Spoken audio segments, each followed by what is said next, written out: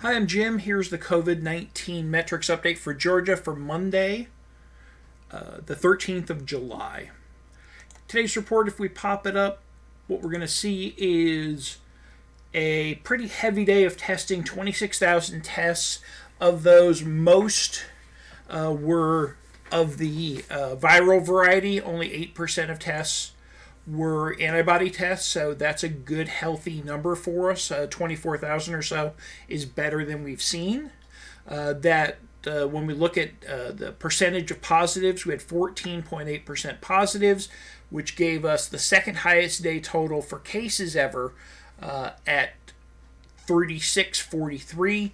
That puts us quite a bit behind the number one slot, which was last Friday, but still we're number 2 day overall for new cases and 2,000 more cases than were reported last Monday.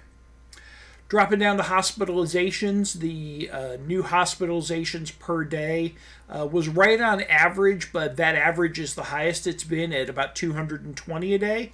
So we're continuing to see more people go into the hospital. It wasn't the near 300 level that we saw in mid last week, but it jumped right back up after the weekend. From an active hospitalization perspective, we hit a new number there as well. That's 2,600, and that is continuing to rise. That was up roughly 50 over the number we saw on Sunday. Now, somebody commented, and we'd seen it in the previous trends, where people tend to get discharged for the weekend, and so not surprising that that number came up, but we didn't really see a heavy weekend discharge rate here.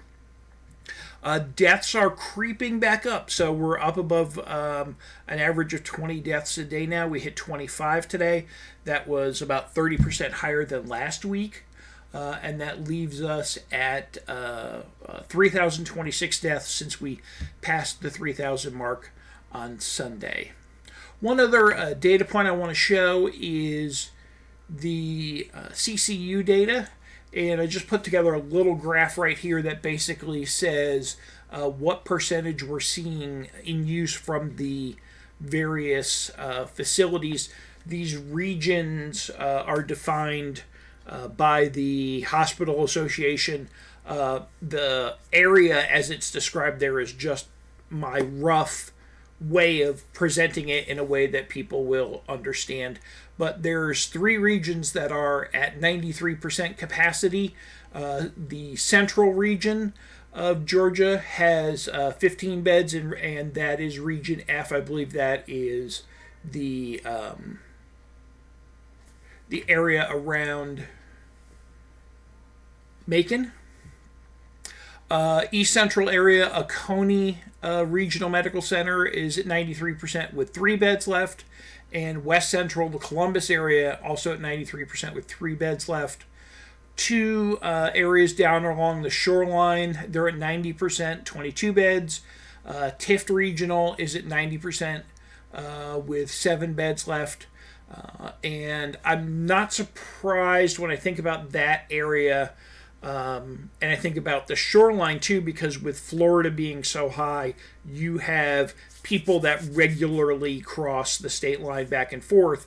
And I know right now in the Gainesville area and some of the areas of Florida are having a real bad outbreak, and some friends and family are involved there.